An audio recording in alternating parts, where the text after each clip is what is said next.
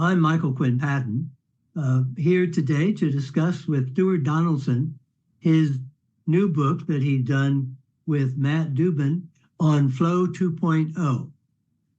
And it's an important book that Stewart has been working with for some time. And I wanted to begin with the way the book closes, which is why this work matters to us as individuals, what the legacy is that Stewart feels he's carrying forward with this book. So tell us about your relationship with this topic, with the subject matter, with the founder of the idea, and why it matters to people. So I met Mihaly's ideas when I was in graduate school in the 80s. And he had this book at the time which talked about, optimal experience and how a lot of the problems in society were through people living in anxiety and boredom and not being able to, find a focused flow state enough in their lives. He then became a co-founder with Martin Seligman of this new perspective in psychology around 1998.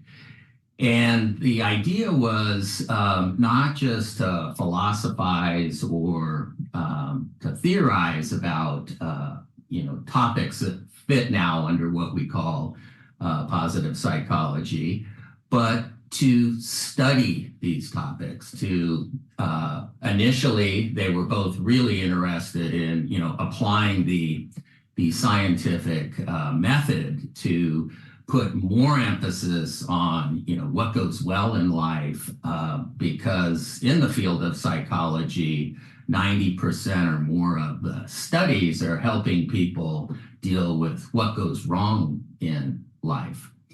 And so he was a humble man and never saw this as a big slice of psychology or social science in general, but just an important one that he wanted to develop an empirical evidence base around and to better understand these topics.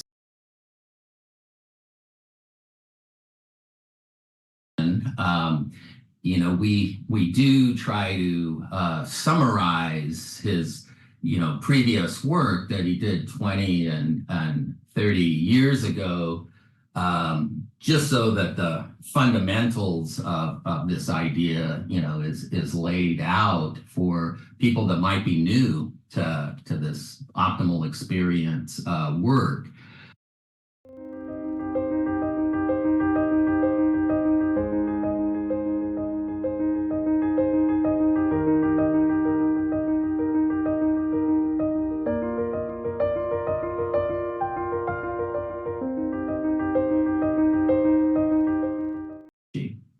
So I worked with them for 20 years. We developed the first PhD programs in this area, and through that process, became very good friends and traveled many places together and sat on boards and developed professional associations.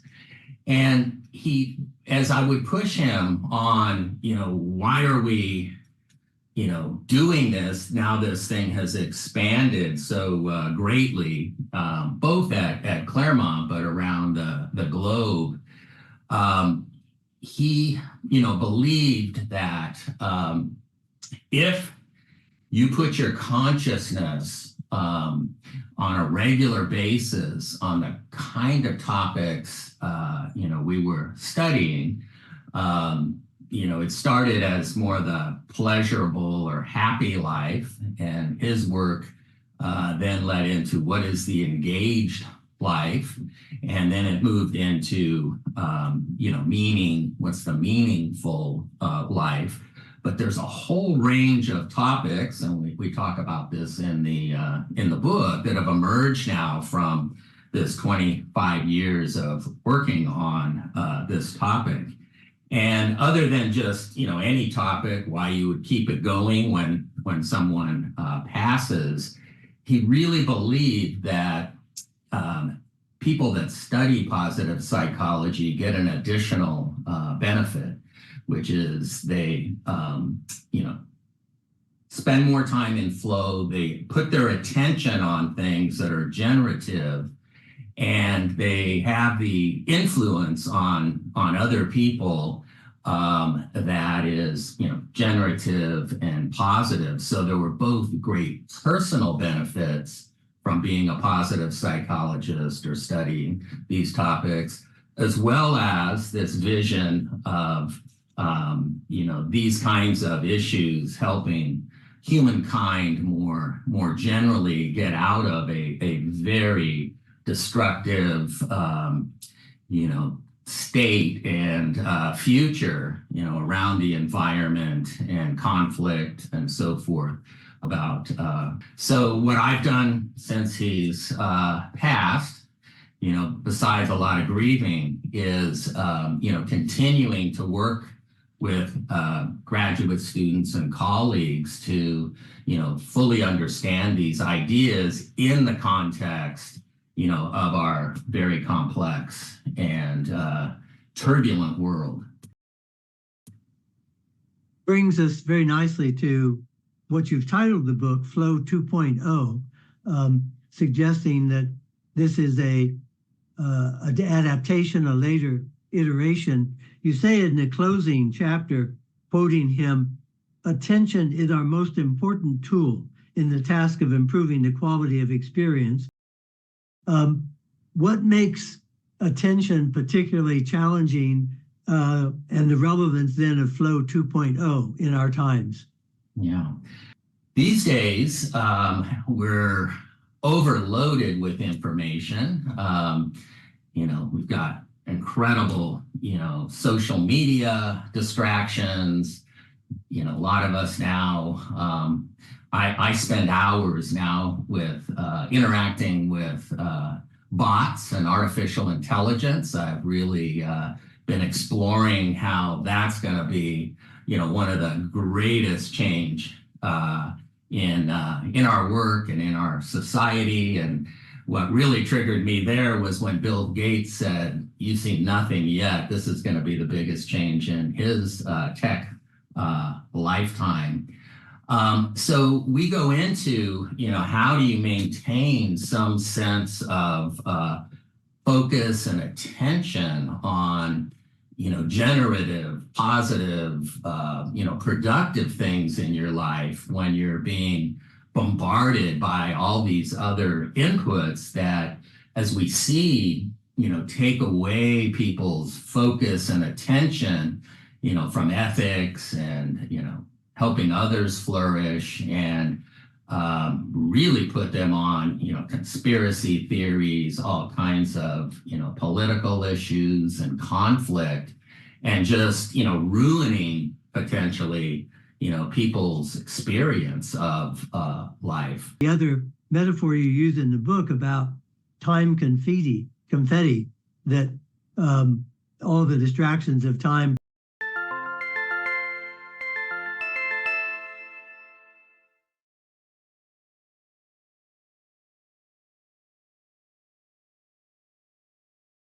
We're talking at the end of 2024 when dictionaries announce the word of the year, and Oxford Dictionary has dubbed the 2024 word of the year for them as brain rot, which is the effects of the short attention spans that come from addiction to social media and having to be constantly stimulated with little TikTok moments of things, the opposite of flow. And I would say even writing, Matt is a former student that came into our program, and Mihaly and I worked with him closely, and he moved into the organizational area, and he's working with all kinds of companies and teams now to enhance their optimal experience and performance and so forth. But writing this book with him, getting into the flow state and thinking about Mihaly was one of the most pleasurable and engaging experiences I've ever had. It was never like, oh God, I got to go, work on this. It was like, when do I get time to, think about these topics and, have my mind thinking about this and not social media and the election and the wars, which are constantly grabbing my attention.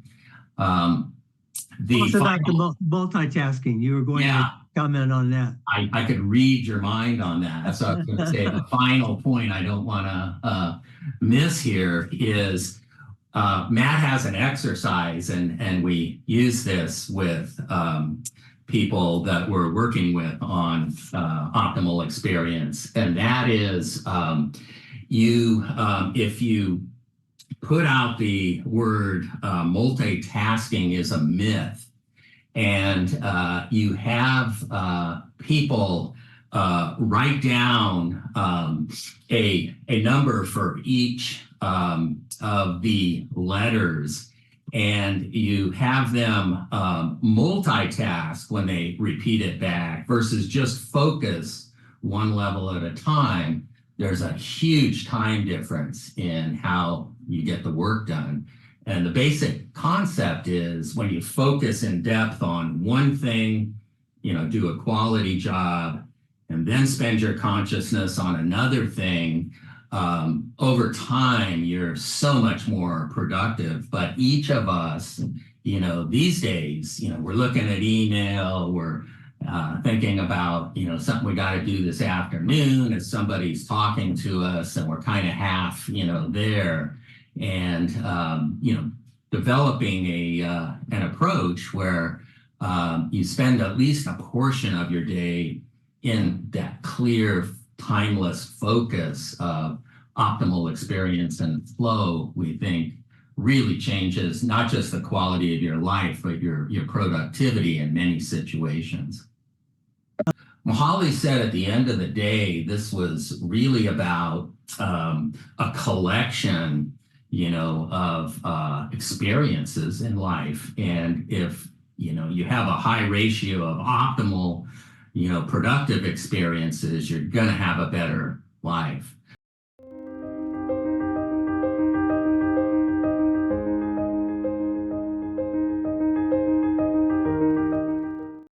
But then we do a range of what we see are newer applications in, 2024, 2025 and beyond that seem to really be, relevant and pressing people today.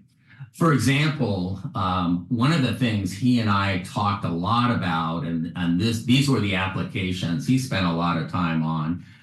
He was an avid rock climber. The mystique of rock climbing is climbing. You get to the top of a rock, glad it's over, but really wish it would go on forever. The justification of climbing is climbing, like the justification of poetry is writing. You don't conquer anything except things in yourself. The act of writing justifies poetry. Climbing is the same, recognizing that you are a flow. The purpose of the flow is to keep on flowing, not looking for a peak or utopia, but staying in the flow. It is not a moving up, but a continuous flowing. You move up to keep the flow going. There is no possible reason for climbing except the climbing itself. It is a self-communication. And he developed a lot of these ideas, from experiencing and studying rock climbers, chess players, musicians, and, people in the arts and so forth. I, at the time, and still am, an avid surfer. And flow is a very, relevant concept, especially as you get to the higher levels in professional surfing. So as I learned his work, I had, my experiences in surfing and some other extreme sports to really, apply it to. Final thing I'll say, which is really critical and also, is part of what I see as Flow 2.0. A lot of people in the 60s and, in, let's say, the innovative drug culture, would talk about how, the reason they're using different substances is because they're looking for flow. And he would call that junk flow. And that was the wrong way, to have the good life. And but that same drive he had hoped would become replicated, the same feelings, but with more optimal performance and good functioning from learning the principles of your inner experience and flow, and how to have some control over it instead of relying on these external substances. And he thought that was the closest, getting control over our inner world and our attention and focus was as close as we could come to being happy. Much of what you've shared, and you have a major chapter on individual flow, but you also talk about collective flow. Talk about that. What is collective flow? Yeah. So I'm going to start with just a difference between Mihaly and I.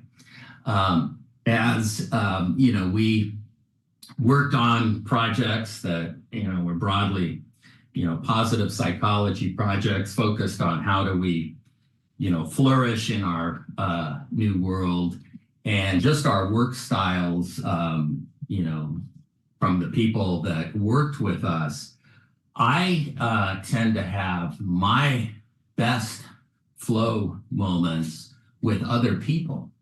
I don't feel, I do have individual flow experiences, and I do like those, and they're much better than time confetti and multitasking in a moment because it's relevant. Mihaly seemed to really be at his best in individual flow, and did so much good work on his own, and so many breakthrough writings. I would talk with him about other major figures in psychology, and why he didn't follow Freud or Maslow and others. And I felt like, he was at their level or greater, the depth that he had, in his state.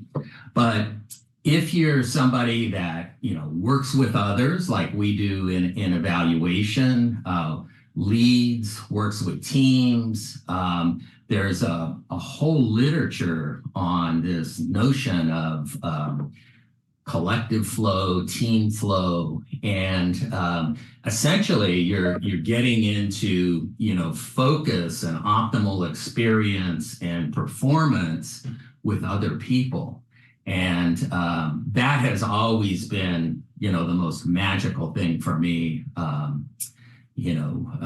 Personally, for example, going back to surfing, when I'm out in the ocean where the waves are pushing hard on, the highest level of challenge that I have the skills to match.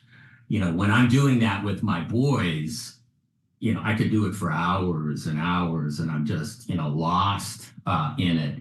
If I'm out by myself, I still enjoy that, but it's not as enriching as sharing that experience with others. So that's why we've, collective flow, others besides Mihaly have studied that, and we're trying to, bring that out as another, phenomenal way to spend your time and your experience. So the final piece that I would bring to people's attention for the book is that you've framed it as the science of positive psychology and the science of flow.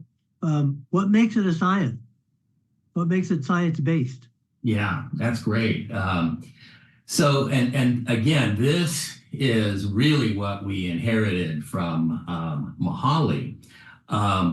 When we started getting really a lot of attention and people wanting to, work on these ideas, he became very nervous that there were all these people getting ahead of the research and science on these topics. So much so that the professional associations weren't developing as, just focused on research, which was his, passion and desire, but on practice and commercial endeavors and so forth. And so a lot of the attacks of positive psychology have been on those types of activities. And so he did not, want any of his work or the work we were doing, to get ahead of the science. And so the things that he developed, including, with me, the Western Positive Psychology Association, is a place where people come and talk about, research studies that have been done. Now, what I've done is brought in evaluation into that space. And, a lot of the original thinkers in the space thought, an experiment is evaluation, and it's, about manipulating things to see if, different positive psych interventions work. But now, the hundreds of students we're training get evaluation training right alongside of it, so they have a clear understanding of what's research, what's efficacy testing kinds of evaluation, and then, as bring them into the American Evaluation Association and teach them about all kinds of different approaches, including, the ones you've developed. And that's, my hope is that that's going to build a much more robust and credible field over time. And for those just selling books on happiness, they're not part of this, community he imagined. It's scholarship and, solid research. Book is Flow 2.0, subtitled Optimal Experience in a Complex World, and it will take you into the science of positive psychology and the evidence about the nature of flow, both for individuals and for collective groups, to get beyond time confetti and brain rot. Thank you, Michael. Really enjoyed talking with you.